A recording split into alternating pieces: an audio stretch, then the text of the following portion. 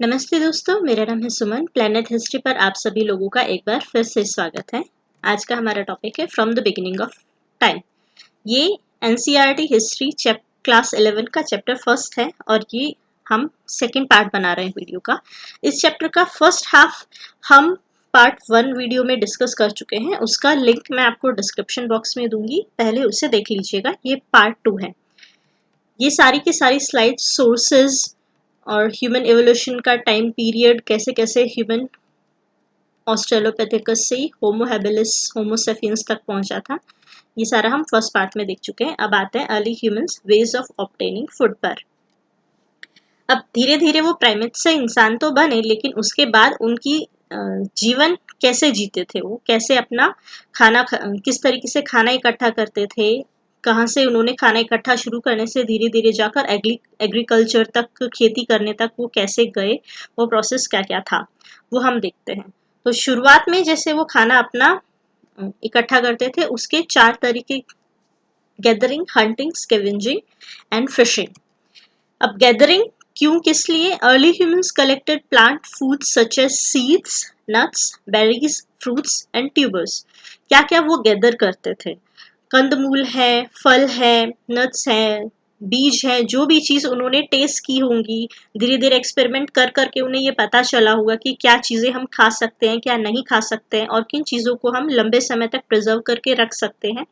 ऐसा करते करते उन्होंने गैदरिंग का प्रोसेस आगे शुरू किया। स्कैवेंजिंग होता है सफाई करना। अर्ली ह्यूमंस स्कैवेंज्ड और foraged for meat of animals that had died or had killed by other predators। जो जानवर या तो मर गए हैं किसी रीजन से, किसी वजह से, या फिर किसी और जानवर ने उनको मार दिया था, ऐसे उनके लिए सफाई करना, खोजबीन करना, ताकि उन्हें जानवरों का मांस उपलब्ध हो सके। Small mammals such as rodents, birds, reptiles and even insects were eaten by early humans। छोटे छोटे मैमल्स, पक्षी हैं, कीड़े मकोड़े हैं, ये सब चीजें भी वो लोग इकट्ठा करते थे। उनको भी उन्होंने खा के देखा होगा कि क्या क्या चीजें हमारे शरीर को पोषण दे सकती हैं। Hunting probably begin by about 5 lakh years ago. जो एविडेंस मिले हैं उन सब चीजों से ये पता चलता है कि शायद आज से 5 लाख साल पहले हंटिंग करना, प्लैंड हंटिंग करना इंसानों ने शुरू किया होगा। प्लैंड हंटिंग की कुछ साइट्स हैं। बॉक्स ग्रोव इन साउदर्न इंग्लैंड, मैप में देखिए, ये रहा यूनाइटेड किंगडम में नीचे बॉक्स ग्रोव। शॉनिंजन इन जर्मनी, ये रहा यहाँ पर, और डोल्नी वेस्टोनिस इन जेच रिपब्लिक, ये इधर है।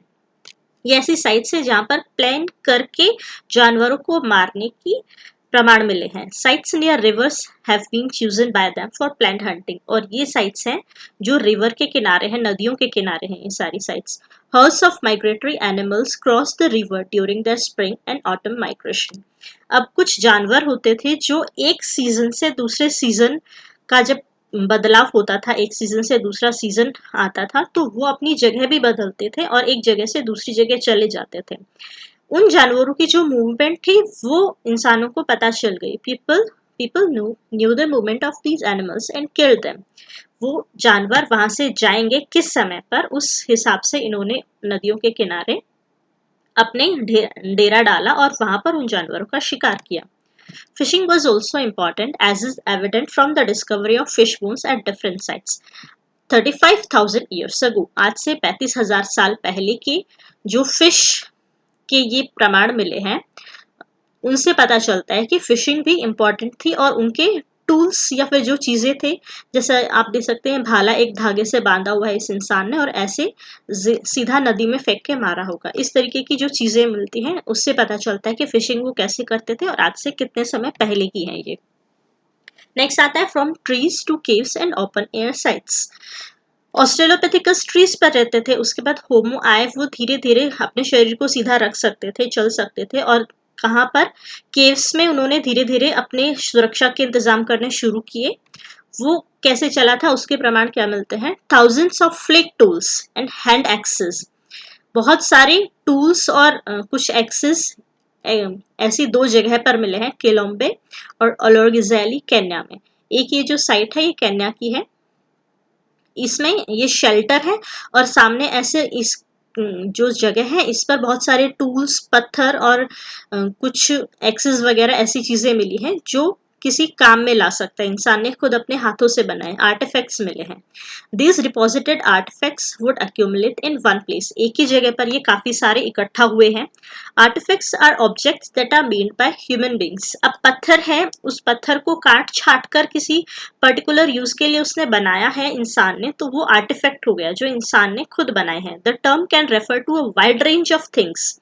बहुत सारी आर्टिफैक्ट्स में थिंग आ सकती हैं, जैसे टूल्स भी आते हैं, पेंटिंग्स भी आती है क्योंकि इंसान ने उन्हें बनाया, स्कल्पचर्स भी आते हैं, एंग्रेविंग्स भी आती हैं। The places which were less visited would have fewer artifacts. जहाँ पर इंसान कम विजिट किए होंगे, कम रहे होंगे, वहाँ पर कम आर्टिफैक्ट्स मिलते हैं। The artifacts may have been scattered over the surface. कुछ जमीन के अंदर भी और कुछ सरफेस के ऊपर भी बिखरे हुए मिले हैं। Between 4 lakh and 1,25,000 years ago, caves and upper end sites began to be used. ये जो जगह मिली है इनका पता चलता है कि ये 4 लाख साल पहले की है या फिर 4 लाख से 1 लाख साल पहले बीच के टाइम पीरियड की है। In this Lazaret cave in southern France, जैसे कि साउदर्न फ्रांस में एक केव है Lazaret cave. 12 into 4 meter shelter was built. इसका डायमेंशन क्या है? 12 into 4 meter shelter. Inside it were the hearths and evidence of different food sources. और उसमें बहुत सारे अलग अलग फूड सोर्सेज मिले हैं। At Terramata in southern France, same southern France में टेरामाटा भी है, ये लाइन किया हुआ टेरामाटा और उसके नीचे लेजरेट केव। Fancy shelters with roofs of wood and grass were built of short-term seasonal visits. इस तरीके की ये टेरामाटा की एक छोटी सी हट जैसे टाइप की है जो लकड़ी से और घास फूस से बनाई हुई है, और ये इतनी छोटी है कि इसको समझ में आता है कि शायद से ये किसी सीजनल विजिट के या कहीं से जाते हुए बीच में ठहरने के लिए बनाई गई थी, जैसे एक रात गुजारने के लिए, और वहां पर काफी सारी चीजें मिली हैं। Pieces of baked clay and burn born. अब क्ले जो मिट्टी में पकाई गई है और ऐसे हड्डियां जो जली हुई हैं, बर्न बॉर्न, ऐसी साउदर्न अफ्रीका में भी साइट्स में मिली हैं। तो we don't know that these were the results of a natural bush fire और वॉल्केनिक इरप्शन और कंट्रोल्ड यूज ऑफ फायर। अब वो चीजें कैसे पक गई या जल गई, क्या वो कोई नेचुरल फायर थी, जल आग जैसे लग जाती है नेचुरली, वॉल्केनिक इरप्शन के कारण हुआ था, वॉल्केनो से वे जल गए थे उसकी आग से, या फिर इंसान ने खुद आग का यूज करना उस वक्त तक शुरू कर दिया था। द यूजेस ऑफ फायर, आग का यूज उस वक्त इंसान किन किन चीजों के लिए करते होंगे। To provide warmth and light inside cave, obviously वो केव में रहते थे तो अंदर उन्हें सर्दी में गर्मी चाहिए, और दूसरा रात को अंधेरा होने के बाद केव के अंदर लाइट उनके चाहिए इसलिए। To harden wood, to scary away dangerous animals, cave है उसका कोई दरवाजा तो है नहीं, तो डेंजरस एनिमल्स रात को आ सकते हैं, उनको भगाने के लिए। फॉर कुकिंग, ऑब्वियसली जो हम आज यूज करते हैं। फॉर फ्लेकिंग टूल्स, टूल्स को शेप देने के लिए। अब मेकिंग टूल्स कैसे वो लोग बनाते थे, कब से शुरू हुए बनाना? The earliest evidence for the making and use of stone tools comes from the sites of Ethiopia and Kenya. सबसे पहले जब टूल बनाना शुरू हुआ होगा उसके जो सबसे पहले वाले एविडेंस है वो इथियोपिया और केन्या की साइट से मिले हैं। The earliest tool makers were the Australopithecus, सबसे पहले जिन्होंने टूल बनाया था इन टाइम पीरियड में वो ऑस्ट्रेलोपैथिकस थे। Tool making require greater memory and complex organisational skill. अब जैसे ये सोचिए वो टूल बना रहा है, एक पत्थर को काट के कुछ सोच रहा है कि मुझे इसको कैसी पर्टिकुलर शेप देनी है और क्या यूज करना है, तो उसके लिए उसे सोचना पड़ेगा, ये सब चीजें दिमाग लगाना पड़ेगा। तो यानी कि एक इंसान वो धीरे धीरे बनता चला गया था, ये चीजें एक इंसान के दिमाग में ही होती हैं। About 35,000 years ago, there were changes in tool making. 35,000 साल पहले आज से टूल के जो शेप थे और उनके तरीके थे उनमें एक बहुत बड़ा चेंज आया था। The punch plate technique was introduced to make small chisel-like tools. बहुत छोटे छोटे टूल्स जो सिर्फ पहले टूल उन्होंने हंटिंग के लिए यूज किए होंगे, फिर बाद में खेती करना और भी बहुत सारी चीजें करना, उनके लिए टूल बनाना, तो बहुत ही बारीक और नुकीले उसके लिए चाहिए। टूल्स, तो उनके लिए उन्होंने टेक्निक क्या यूज की थी, पंच ब्लेड टेक्निक। और ये है पंच ब्लेड टेक्निक, बीच में से पत्थर को तोड़ना और उसको ऐसे साइड में से तोड़ने के बाद ऐसी नुकीली शेप देना। और दूसरा ये हड्डी है जिस पर आप बीच में देख सकते हैं जानवरों के निशान हैं, यानी वो हड्डियों पर भी पेंटिंग और इंग्रेविंग्स करना सीख गए थे। उसके लिए भी टूल लगते हैं। Whether tool making was done by man और वुमेन और बोथ। अब ये टूल जो बनाते थे वो आदमी बनाते थे, औरतें बनाती थी, या दोनों बनाते थे, ऐसा कोई एविडेंस नहीं है, हम नहीं जानते हैं।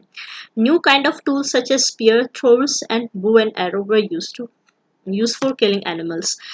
अब नए तरीके के दूर से ही जानवरों को मारने के जो टूल्स बने थे, भाले और तीर वगैरह यूज करना, नए तरीके के टूल्स बन गए थे जानवरों को दूर से मारने के लिए। द मीट दस obtained was processed by removing the bones. उन्हीं टूल से अगर कोई जानवर मिलता था तो उसकी हड्डियों को अलग करना, मांस को अलग करना, उसको ड्राई करना, उसके बाद स्टोरेज करना, उनके लिए भी उन्होंने प्रोसेस शुरू किया था। This food could be stored for later consumption, ताकि जब किसी ऐसे समय पे खाना ना मिल पाए, खोज ना हो पाए खाने की, तो पहले से बचा हुआ खाना वो यूज कर सके। Trapping of fur bearing animals and the invention of sewing needle were other changes. अब देखिए उन्होंने नीडल का भी आविष्कार कर लिया था आज से 21,000 साल पहले। ऐसे एविडेंस मिलते हैं कि कपड़े को सिया गया है। टाइम क्या है, 21,000 years ago. It was now possible to make engravings on bone, antler, ivory और वुड। अब लकड़ी पर, बोन पर या फिर किसी पत्थर पर ऐसे इंग्रेविंग्स करके, खुदाई करके डिजाइन बनाना और अलग तरीके से उनको यूज करना, जैसे हम करते हैं आज के टाइम पे सजी हुई वस्तुओं का यूज करना। किस लिए यूज करते हैं, एक लग्जरी आइटम की तरह। तो उन्होंने कैसे धीरे धीरे अपनी लाइफ को कितना चेंज कर लिया था। Types of communication, language in art. अब बोलना और एक दूसरे के साथ एक्सचेंज करना, कम्युनिकेशन करना, वो कैसे शुरू हुआ होगा। इंसान ही है जो सिर्फ बोलता है अभी के टाइम पे, तो वो जब प्राइमेट से धीरे धीरे इंसान बने होंगे, एप से, तो उन्होंने लैंग्वेज भी डेवलप की होगी। वो कैसे की होगी, होमिनिड लैंग्वेज इन्वॉल्व गेस्चर्स और हैंड मूवमेंट्स। पहले हैंड मूवमेंट्स और बॉडी लैंग्वेज यूज हुई होगी जो होमिनिड ने की थी। Spoken language was preceded by vocal but non verbal. शायद से ऐसा है कि जो बोली जाने वाली भाषा थी, स्पोकन लैंग्वेज थी, वो उससे पहले वोकल या नॉन वर्बल कम्युनिकेशन शुरू हुआ होगा। अब इसका वोकल का मतलब होता है हम जो सिर्फ स्वर यूज करते हैं, वोवल्स यूज करते हैं, ए ई आई ओ यू, ऐसे शब्द जो हम जिसमें कॉन्सोनेंट्स यूज नहीं करते, ऐसी लैंग्वेज उन्होंने शुरू की होगी। Human speech probably began with calls among primates. Primates ने एक दूसरे को कॉल्स देना, सिर्फ एक पर्टिकुलर वोवल यूज करके बताना सीखा होगा। When did spoken language emerge? पूरी तरीके से बोली जाने वाली भाषा जैसे हम अब बोलते हैं, यानी कि कॉन्सोनेंट्स, व्यंजन वगैरह, इनका आविष्कार कैसे शुरू हुआ, कब शुरू हुआ होगा।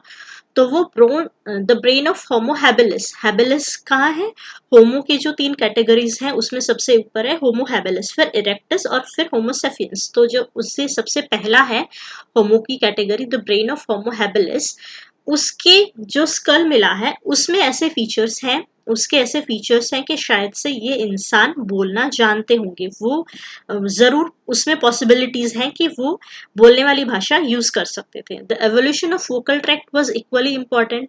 जबकि वोकल ट्रैक्ट भी जरूरी था, क्योंकि वो एक तरीके से साउंड ही तो निकलती थी मुंह से।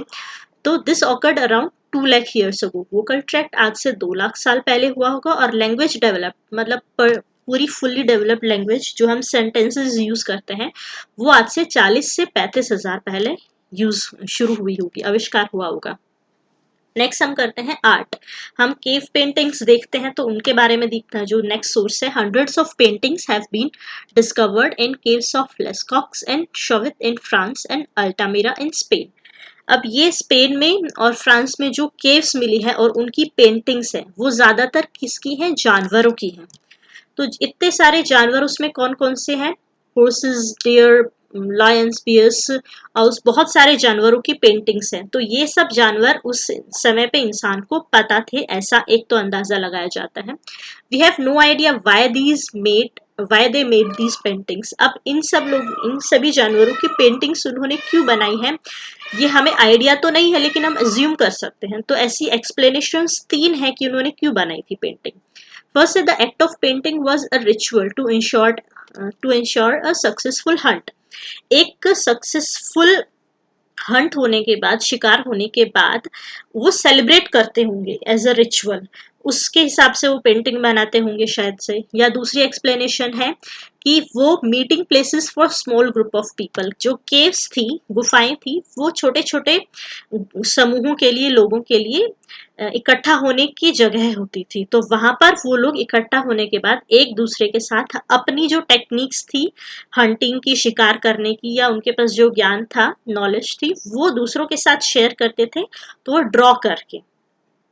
Thus, painting served as the media for passing information from one generation to the next generation. और इसी तरीके से ये पेंटिंग्स एज अ मीडिया काम करती थी, एक जनरेशन से दूसरी जनरेशन में नॉलेज पास करने के लिए, कि हमने कैसे हंटिंग की टेक्निक्स अलग अलग डेवलप की हुई हैं। अब आज की जो हंटर गैदरर सोसाइटीज हैं, उनके बारे में स्टडी करते हैं स्कॉलर्स, तो वो लोग क्या कहते हैं। हंटर गैदरर सोसाइटीज जो आज की हैं, हसदा और कुंगसा।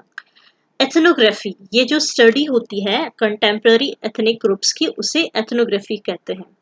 वो क्यों करते हैं, उनकी लाइवलीहुड को, कैसे वो लोग रहते हैं, क्या टेक्नोलॉजी यूज करते हैं, जेंडर रोल्स क्या क्या हैं, मतलब आदमी क्या काम करते हैं, औरतें क्या काम करती हैं, उनके रिचुअल, सोशल कस्टम्स, परंपराएं क्या क्या हैं, और पॉलिटिकल इंस्टीट्यूशंस, वो लोग इकट्ठा रहते हैं तो क्या रूल्स और लॉज फॉलो करते हैं, ये सब चीजें इनकी स्टडी करना। और क्यों इनकी स्टडी करना, ताकि जो पहले की अर्ली हंटर गैदर सोसाइटीज हैं, उनसे, उनके बारे में हम शायद कुछ और जान सके इनको कंपेयर करते हुए।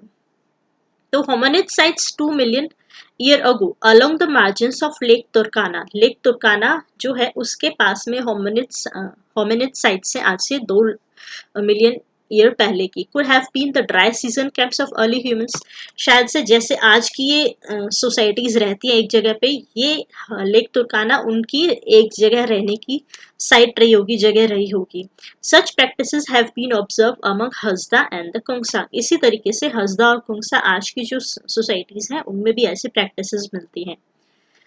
Some other scholars who feel that ethnographic data cannot be used for understanding for past societies, लेकिन कुछ स्कॉलर कहते हैं कि इस डाटा को, जो एथनोग्राफी स्टडी है, इसके डाटा को हम पहले की हंटर गैदर सोसाइटीज को समझने के लिए यूज नहीं कर सकते हैं। क्यों यूज नहीं कर सकते हैं, क्योंकि उनका कहना है कि पहले की जो हंटर गैदर सोसाइटीज थी, उनके बहुत सिर्फ हंटिंग गैदरिंग के अलावा अभी की जो सोसाइटीज हैं, इनकी और भी इकोनॉमिक एक्टिविटीज हैं बहुत सारी। पहले की जो थी वो सिर्फ हंटिंग और गैदरिंग करती थी, उसके अलावा उन कुछ और करती थी या नहीं करती थी उसका कोई प्रमाण नहीं मिला है। लेकिन अभी की जो है, उनमें क्या क्या डिफरेंस है, उनकी बहुत सारी इकोनॉमिक एक्टिविटीज हैं, जैसे कि वो ट्रेड भी करते हैं, वो एज अ पेड लेबर्स भी काम करते हैं। These societies are totally marginalized in all senses, geographically, politically और socially। हर तरीके से ये सारी की सारी सोसाइटीज पहले की सोसाइटीज से बहुत ज़्यादा डिफरेंट है। उनकी conditions, ट्रेमेंडस variations among living hunting gathering societies, जो पहले की सोसाइटीज रहती थी और अब की जो है, उनकी लिविंग कंडीशंस में बहुत ज़्यादा ज़मीन आसमान का अंतर है। There are conflicting data on many issues such as the relative importance of hunting and gathering, group sizes or movement from one place to another. अब हंटिंग गैदरिंग की इम्पोर्टेंस इनके लिए कितनी है और उनके लिए कितनी थी, इसमें बहुत ही बड़ा अंतर है। वो सिर्फ हंटिंग गैदरिंग पर ही जिंदा थे, और इनके हंटिंग गैदरिंग के अलावा इनके जीने के और भी बहुत सारे माध्यम हैं इनके पास। इनके ग्रुप का साइज बहुत बड़ा है, जबकि पहले इंसान एक साथ रहना शुरू ही हुए होंगे, और एक जगह से ये दूसरी जगह पर मूव करते हैं तो इनके अपने रीजन हैं, और वो सिर्फ खाने की खोज में घूमते होंगे इधर से उधर। So both man and women are contributing to the food supply. और इस सोसाइटीज में, जो अभी करंट में सोसाइटीज हैं, यहाँ पर आदमी और औरतें दोनों बराबर काम करते हैं, उनमें कोई ज्यादा जेंडर रोल्स का बहुत ज्यादा डिवीजन नहीं है। नेक्स्ट आता है डेवलपमेंट बिटवीन 10,000 एंड 4,500 BCE। अब हम लाखों साल से हजारों साल पहले की जर्नी पर आ गए हैं, बहुत पास में। For several million years human lived bye hunting wild animals and gathering wild plants. इतने लाखों सालों तक इंसान सिर्फ जंगली जानवरों का शिकार करके और जंगली पौधों की चीजों को इकट्ठा करके ही जीवित रहा था। Then between 10,000 and 4,000 years ago, people in different parts of the world learned to domesticate certain plants and animals. अब अलग अलग जानवरों को अलग अलग रीजन से उसने पालना शुरू किया और उसके बाद पौधों को भी डोमेस्टिकेट करना शुरू किया, यानी कि जो वो लोग पहले इकट्ठा करते थे उसको उन्होंने उगाना सीख लिया कि हम इसको खुद कैसे पैदा कर सकते हैं, उगा सकते हैं। This led to the development of farming and pastoralism. और धीरे धीरे इसका फल क्या हुआ कि धीरे धीरे इंसान ने खेती करना शुरू कर दिया। The shift from hunting to farming was a major turning point in human history. अब उन्होंने हंटिंग से फार्मिंग करना शुरू किया। इसका मतलब फार्मिंग करनी है तो उन्हें जब तक वो बोएंगे और फसल आएगी उन्हें लंबा वेट करना पड़ेगा और एक ही जगह पर एक लंबे समय तक रहना पड़ेगा। इसलिए उन्होंने एक जगह पर लंबे समय तक रहना ठहरना शुरू कर दिया और अपने हाउसेस बनाना, परमानेंट शेल्टर्स बनाने शुरू कर दिए, जो शुरू में मड ब्रिक्स के होते थे, मिट्टी की ईंटों के बने होते थे या पत्थरों से भी बने होते थे। और उसके बाद वो खाना बनाते हैं तो बहुत ज्यादा जब वो काफी मात्रा में उगता है तो उस ग्रेन को स्टोर करना है तो उसके लिए पोट्स चाहिए, बड़े बड़े बर्तन चाहिए, तो और भी अलग अलग पोटरीज वगैरह उन्होंने बनानी शुरू कर दी। मतलब एक चीज जब अगर होती है तो वो बहुत सारी चीजों को लेकर आती है, साथ में कनेक्ट करती हैं सारी चीजें आपस में। Besides new kinds of stone tools came into use, जैसे कि वुडन प्लाव। अब खेती करते हैं तो और अच्छे से खेती के कैसे कर सकते हैं उसका उन्होंने सोच विचार शुरू किया, तो वुडन प्लफ उन्होंने बना लिया। उसके बाद खोदते कहीं से उनको मेटल्स मिले, कॉपर और टिन सबसे पहले मिले थे, उसके बाद ब्रॉन्ज आया था, फिर उसके बाद कॉपर टिन को मिला के ब्रॉन्ज बना था, फिर उसके बाद आयरन आया, बाकी सिल्वर गोल्ड वगैरह बाकी चीजें धीरे धीरे आई। तो ये मेटल्स जब धीरे धीरे की जानकारी में आए तो उनको यूज करना शुरू किया कि ये कितने हार्ड है और किस किस प्रैक्टिकल कर करके ये किस चीज में कैसे यूज हो सकते हैं, उन्होंने यूज करना सीखा। और उसके बाद व्हील जो बहुत ही कहते हैं रेवोल्यूशनरी था, क्रांतिकारी बदलाव था, उन्होंने बनाया। तो वो व्हील के थ्रू लंबे दूरी तक सामान को लेकर जा सकते थे, ट्रेवल कर सकते थे, ट्रेड कर सकते थे। वो भी चीजें धीरे धीरे शुरू हुई, छोटी छोटी कम्युनिटीज में आपस में सामान बदलना। तो सोशलाइजेशन शुरू हुआ और धीरे धीरे ऐसे करते करते आज से 5,000 साल पहले लोग गांव से, छोटे छोटे कम्युनिटीज से गांव बना के और गांव से शहर बनने शुरू हो गए। और सबसे पहला शहर जो इंडियन हिस्ट्री में है आज से 5,000 साल पहले का, वो है हड़प्पन कल्चर, जो इंडस वैली सिविलाइजेशन, जो 12th हिस्ट्री का फर्स्ट चैप्टर है, हम नेक्स्ट क्लास में पढ़ेंगे। ये चैप्टर यहाँ पर खत्म होता है। इसके कुछ कीवर्ड्स, फॉसिल्स, आर्टिफैक्ट्स, प्राइमेट्स और एथनोग्राफी, ये हम पहले देख चुके हैं, इनके मीनिंग। स्पीसीज और एंथ्रोपोलॉजी है। स्पीसीज यानी कि group of organism that can breed to produce fertile offsprings. Hindi में बोलेंगे प्रजाति, एक प्रजाति जो अपनी ही प्रजाति के दूसरे मेंबर के साथ मेट करके नए अलग और ज्यादा ऑफस्प्रिंग्स और बच्चे प्रोड्यूस कर सकते हैं, बना सकते हैं। और इनका खासियत होता है कि एक जो स्पीसीज है वो दूसरी स्पीसीज के साथ मेट करके ऑफस्प्रिंग्स नहीं पैदा कर सकती है। Anthropology is a discipline that studies human culture. Anthropology एक सब्जेक्ट है जो ह्यूमन कल्चर के बारे में स्टडी करता है और इंसान ह्यूमन बायोलॉजी के एस्पेक्ट्स पर ध्यान देता है कि कैसे इंसान धीरे धीरे एवोल्यूशनरी चेंजेस उसमें आए थे। पैसेज बेस्ड रेफरेंसेस ये 3 हैं, ओल्डवे जॉर्ज, हस्दा और Altamira. Olduvai Gorge Rift Valley East Africa में है। मैरी और लूजी लीकी ये 2 लोग थे जिन्होंने 40 साल तक इस जगह पर काम किया था और मैरी ही थी जिसने सबसे पहले ऑस्ट्रेलोपिथेकस के रिमेन्स डिस्कवर किए थे 1959 में। हस्दा जो हमने ग्रुप पढ़ा था अभी हंटर गैदरर का, वो ईस्ट अफ्रीका का ग्रुप है, रिफ्ट वैली में रहता है, लेक यासी के पास में। अजदा depends on the wild food, उनकी कंडीशन से कि वो वाइल्ड फूड पर डिपेंड करते हैं। There were never shortage of food even in times of drought, कभी भी उनके पास सूखे में भी खाने की कमी नहीं हुई, क्योंकि उनके पास बहुत सारे वेजिटेबल्स सब्जियां अवेलेबल है उनके पास। Their camps are sited among trees और rocks and within a kilometre of water source, और ये भी सेम इसी तरीके से जहाँ पर वाटर सोर्स होता है उसके 1 किलोमीटर के एरिया में ही रहते हैं, और पेड़ों और पत्थरों के गुफाओं के आसपास ही अपने शेल्टर्स और कैंप्स बनाते हैं। अल्टामीरा स्पेन में केव साइट है जो केव पेंटिंग्स के लिए प्रसिद्ध है। तो आज का हमारा चैप्टर यहीं पर खत्म होता है, चैप्टर फर्स्ट क्लास 11 हिस्ट्री का। मैं इसको डिस्क्रिप्शन लिंक में आप लोगों को अपने फेसबुक पेज का लिंक दूंगी, वहां पर मैं पीडीएफ फाइल भी इन नोट्स की शेयर करती हूँ, आप लोग उसमें ज्वाइन हो सकते हैं। तो जाने से पहले आपसे फिर एक बार रिक्वेस्ट करना चाहूँगी, मेरी वीडियो को आप पसंद आई है तो लाइक कीजिए, शेयर कीजिए और सब्सक्राइब कीजिए ज़रूर। बेल आइकन दबाना बिल्कुल मत भूलिएगा ताकि आपको मेरी आने वाली वीडियोस की जानकारी मिल जाए। आज के लिए बस इतना ही। कमेंट बॉक्स में आप मुझे नए टॉपिक के बारे में नोट्स चाहिए तो वो भी बता सकते हैं। चलिए फिर मिलते हैं। Bye bye.